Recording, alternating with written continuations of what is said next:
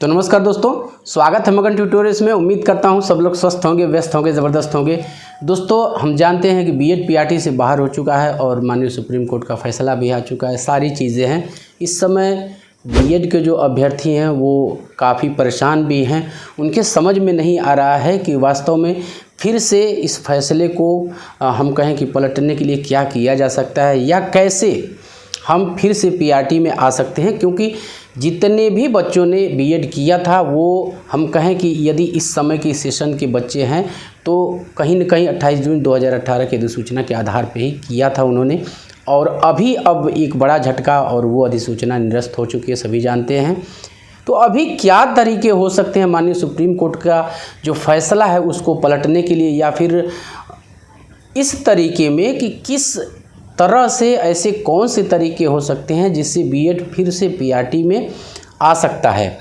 तो इसमें दो तीन चीज़ें हैं जो कानून के जानकार हैं, मैं उन्हीं की ज़ुबानी आपको बताने की कोशिश करूंगा आज की इस वीडियो में। तो आज की वीडियो महत्वपूर्ण है दोस्तों, क्योंकि हम सभी मिल के बैठेंगे और मैंने आपसे कहा भी था कि आप जुड़े रहिए और अपने विचार भी कहीं न कहीं हमें आप भेजते रहिए, क्योंकि कोई एक सर्वमान्य राय तभी बनती है जब दोनों के विचारों का सही से हम एक तरह से कहें कि उसको बैलेंस किया जाए। चलिए उन तरीकों पे बात करते हैं जिससे बीएड फिर से पीआरटी में शामिल हो सकता है। ऐसे कौन कौन से तरीके होते हैं? जैसे हम कह सकते हैं कि फिर से एक हम ऐसा मान सकते हैं कि फिर से कोई एक गजट निकाल सकती है एनसीटीई। इस मुद्दे पे हमने पिछली वीडियो में भी बात किया था कि एनसीटी चाहे तो एक नई गजट निकाल के फिर से दोबारा बीएड को पीआरटी में शामिल कर सकती है, लेकिन इसमें भी एक पेच है। पेच का मतलब ये है कि फिर इसी सुप्रीम कोर्ट के निर्णय का हवाला देके फिर से इसको चैलेंज किया जाएगा और इसमें काफ़ी टाइम जाया जाएगा। उसका क्या होगा, बहुत अच्छी तरह से भी ये यदि ये निकाला गया हो ये नोटिफिकेशन तो भी टाइम टेकिंग हो जाएगा। आप लोग जानते हैं कि 4-5 सालों तक ये मामला चलता रहा था और फिर से एक एनसीटीई यदि कोई नोटिफिकेशन जारी करती है और फिर से उसको चैलेंज किया जाता है कोर्ट, चूँकि कोर्ट का निर्णय पहले से ही 28 जून 18 की जो अधिसूचना वो निरस्त हो चुकी है, अब नई अधिसूचना आती है और फिर से इसको चैलेंज कर दिया जाए, तो आप समझ सकते हैं कि जो इस बीच लगने वाला जो समय होगा वो कहीं न कहीं आत्मघाती होगा। पहले ही हो चुका है। इसमें हमने बार बार बात किया कि बहुत से ऐसे बच्चे हैं जो ओवर एज हो चुके हैं, इसी मामले में इसी केस में ओवर एज हो चुके, और फिर से अब एक नया मामले की अगर नए मामले की पृष्ठभूमि बना दी जाती है, फिर से कोई नोटिफिकेशन लाई जाती है एनसीटी की तरफ से और उसको चैलेंज कर दिया जाता है, तो फिर वही टाइम टेकिंग जो होगा वो एक तरह से कहीं न कहीं नुकसान ही करेगा। तो फिर ऐसा कौन सा रास्ता हो सकता है कि इस तरह का उसको चैलेंज ही ना की जा सके, हम एक तरह से कह सके कि उसको कोई भी चैलेंज ही ना कर सके। वो रास्ता है दोस्तों अध्यादेश। अब उस अध्यादेश के लिए क्या सरकार तैयार है, सरकार लाना चाहेगी या नहीं लाना चाहेगी, या क्या वजह ऐसी हो सकती है जो अध्यादेश सरकार लाएगी, क्योंकि इतना जल्दी भी जब तक कोई राष्ट्रीय महत्व का मुद्दा न हो, कोई राष्ट्रीय महत्व की चीज़ न हो, कोई ऐसा हम कहें कि केस न हो, तब तक सरकार ऐसे कदम नहीं उठाती है। लेकिन अभी यहाँ क्या उस तरह की परिस्थितियाँ हैं जहाँ सरकार अध्यादेश लाके इस माननीय सुप्रीम कोर्ट के जो इसका फैसला है उसको निष्प्रभावी कर दे? तो बिल्कुल जो कानून के जानकार हैं वो बिल्कुल ऐसा मानते हैं कि सरकार के पास पर्याप्त वजह है कि वो अध्यादेश ला करके ये जो माननीय सुप्रीम कोर्ट का निर्णय है इसको निष्प्रभावी कर दे। अब वो कारण कौन से हैं और उस पर हम लोग बातचीत करते हैं कि वो कौन से कारण है जिसको आधार बना के सरकार ये काम कर सकती है। तो पहला और मेन कारण मैं आपको बताता हूँ, वो है न्यू एजुकेशन पॉलिसी। और भी कारण है, उस पर आगे हम लोग पॉइंट दर पॉइंट बात करेंगे। लेकिन जो नई शिक्षा नीति 2020 है उसमें बीएड एक सर्वमान्य डिग्री है। जिन लोगों ने भी इस डॉक्यूमेंट को पढ़ा होगा, यदि आप लोग कमेंट करते हैं मैं डाल ही दूंगा, जो NEP 2020 है मैं उसको टेलीग्राम चैनल पे डाल दूंगा। टेलीग्राम चैनल पे आप लोग अधिक से अधिक जुड़ जाइए। इस तरह की जो महत्वपूर्ण जानकारियाँ होती हैं मैं उस पर PDF के रूप में हमेशा डालता रहता हूँ और यहाँ मैं आपको आई बटन पे भी वो वीडियो लगा दूंगा जिसमें नई एजुकेशन पॉलिसी जो है 2020 उसके संबंध में और बीएड को लेके काफ़ी डिटेल्ड मैंने चर्चा किया है। एक एक पॉइंट को लेकर पेज दर पेज का नाम आपको वहाँ पे बताया है और आप उसको देखेंगे तो आपको खुद ही समझ में आ जाएगा कि जो बीएड है न्यू एजुकेशन पॉलिसी के हिसाब से बीएड ही एक सर्वमान्य डिग्री है। तो फिर कोर्ट ने इस तरह का फैसला क्यों दिया जब BEd already new education policy के हिसाब से एक सर्वमान्य डिग्री है। सर्वमान्य डिग्री का मतलब 1 से 12 तक की कक्षाओं को पढ़ाने के लिए बीएड ही आगे चल के एलिजिबल रहने वाला है according to new education policy.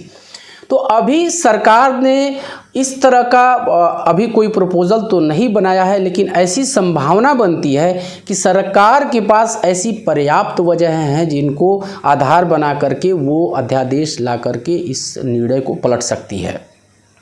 हमने न्यू एजुकेशन पॉलिसी की बात कर ली कि उसमें बीएड को एक सर्वमान्य डिग्री के रूप में दिखाया गया। ये जो कानून के जानकार हैं ऐसा मानते हैं कि ये जो निर्णय है कहीं न कहीं पॉलिसी मैटर का इस बार माननीय सुप्रीम कोर्ट ने अतिक्रमण किया है।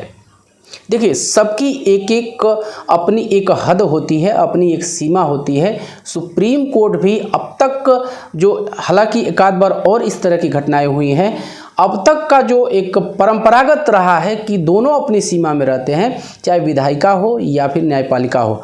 लेकिन इस बार कानून के जानकार ऐसे कहते हैं कि इस बार माननीय सुप्रीम कोर्ट ने कहीं न कहीं पॉलिसी मैटर में घुस के निर्णय दिया है, यानी उसका अतिक्रमण किया है। और ये वजह भी हो सकती है सरकार के पास कि सरकार यदि जन कल्याण के लिए कोई स्कीम लाती है, कोई योजना लाती है, तो सामान्यतः ऐसा होता था कि माननीय सुप्रीम कोर्ट उसमें हस्तक्षेप नहीं करता था। लेकिन अभी के निर्णय को कानून के जानकार जो हैं वो एक तरह से अतिक्रमण बता रहे हैं, पॉलिसी मैटर के अतिक्रमण के रूप में देख रहे हैं। तो ये दूसरी वजह हो गई। एक तो न्यू एजुकेशन पॉलिसी हो गई कि उसमें चूंकि बीएड को एक सर्वमान्य डिग्री के रूप में प्रतिष्ठित किया गया है, परिभाषित किया गया है। दूसरा ये हो गया कि न्यायपालिका का भी अपना दायरा होता है और कम से कम उसको अपने दायरे में रहना चाहिए। तो ये दूसरा सबसे बड़ा कारण हो सकता है कि सरकार अध्यादेश ला करके इस नियम को, ये जो निर्णय है, इसको पलट सकती है। तीसरी वजह दोस्तों, सबसे बड़ी वजह है तीसरी, वो है इलेक्शन आने वाले हैं और आप जानते हैं कि कहीं न कहीं सरकार अपने किए गए जन कल्याण के कार्यों के आधार पे ही जनता के बीच वोट मांगने जाती है। और अभी की स्थिति में एक बहुत बड़ा करोड़ों की संख्या का जो तबका है वो कहीं न कहीं सरकार से, एनसीटीई से असंतुष्ट है। चुनाव बिल्कुल सिर पे है 2024 लोकसभा, और ये एक बड़ी वजह बन सकती है सरकार के खिलाफ निगेटिव नैरेटिव सेट करने में। तो अभी सरकार के लिए ये भी एक वजह है, एक हम कहें कि एक सेकेंडरी वजह हो सकती है कि वो अध्यादेश ला करके इस निर्णय को पलट दे।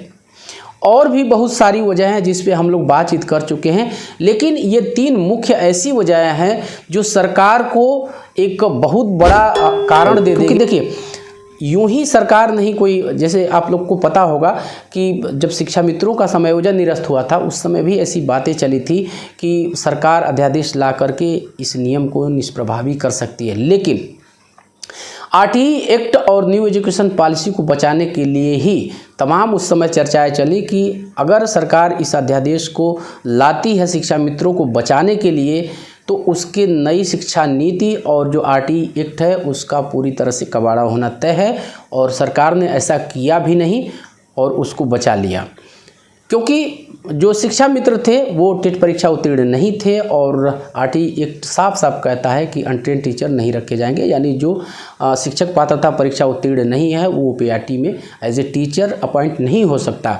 तो इसको इग्नोर कर दिया। लेकिन अभी जो बीएड के मामले में है, खुद सरकार और सरकारी संस्थाएं, तमाम एक्सपर्ट कमेटीज़ ने ये न्यू एजुकेशन पॉलिसी जो है इसको तैयार किया है और इसको बचाने का, इसको सही तरीके से 2030 तक आप लोग जानते हैं कि ये पूरी तरह से देश में लागू हो जाएगी। तो इसको बचाने का काम सरकार को ही करना है, क्योंकि एक तरफ नई शिक्षा नीति कहती है कि बीएड एक सर्वमान्य डिग्री है और 1 से लेकर 12 तक की कक्षाओं को पढ़ाने के लिए यही एकमात्र कोर्स आगे चल के होने वाला है। जो ITEP integrated teacher education programme है वो कहीं न कहीं इसी का हिस्सा है। बहुत से बच्चों ने ऐसे भी कमेंट किए थे हमें कि सर ये बीएड अलग है, वो बीएड अलग है। नहीं, देखिए, बैचलर ऑफ एजुकेशन का जो सिलेबस है वो एक ही है, चाहे आप बाहर से करें या फिर ITEP प्रोग्राम के अंतर्गत आके करें, उसमें वही चीज़ें हैं। एक कन्फ्यूज़न और आप लोग की दूर करनी थी कि आप समझते हैं कि ITEP प्रोग्राम में हम इनरोल होके और सारे क्लास को पढ़ाने की एलिजिबिलिटी हासिल कर लेंगे, तो ऐसा नहीं है। आप चारों स्टेजों में से किसी एक स्टेज में ही एडमिशन लेंगे। इसको कंप्लीट कर, आपने फॉर्म भरा होगा तो आपको पता होगा, मैंने पिछली वीडियो में भी आपको बताया था कि चाहे प्रिपरेटरी, फाउंडेशनल, मिडिल और सेकेंडरी, इन चारों स्टेजों में से किसी एक स्टेज का ही आपको उसमें मेंशन करना था। लेकिन इसी पॉलिसी में ऐसा उल्लेख है कि यदि आप एक लेवल से दूसरे लेवल में मूव करना चाहते हैं तो छोटे छोटे शॉर्ट टर्म कोर्स होंगे आप करके, यदि आप चारों में मूव करना चाहते हैं तो उस तरह से 4 छोटे छोटे शॉर्ट टाइम कोर्स, जिसको हम ब्रिज कोर्स कह सकते हैं, उसको करने के बाद आप 1 से लेकर 12 तक की कक्षाओं को पढ़ाने के लिए एलिजिबल हो सकते हैं। तो वो वीडियो ज़रूर देखिएगा आप लोग की समझ बढ़ेगी नई शिक्षा नीति के संबंध में और सारी चीज़ों से आप वाकिफ़ हो जाएंगे। तो रही दोस्तों ये सारी वजहें मैंने आपको बताई, और सरकार के पास अंत में मैं यही कह सकता हूँ कि एक ठोस कारण तो ज़रूर है कि सरकार एक अध्यादेश ला करके और इस आदेश को निष्प्रभावी करे और जो बीएड के करोड़ों बच्चे इस समय अवसाद के दौर से गुजर रहे हैं उनको एक संजीवनी दे सके। तो बस दोस्तों यही था आज की इस वीडियो में। फर्दर इस संबंध में कोई भी अपडेट आती है तो हम आपके सामने ज़रूर आएंगे। और चलते चलते वही रिक्वेस्ट दोस्तों, कृपया आप इस चैनल को लाइक, शेयर और सब्सक्राइब ज़रूर कीजिए दोस्तों। जब आप ऐसा करते हैं तो हमें एक मोटिवेशन ज़रूर मिलता है। मिलते हैं अगली वीडियो में, तब तक के लिए नमस्कार।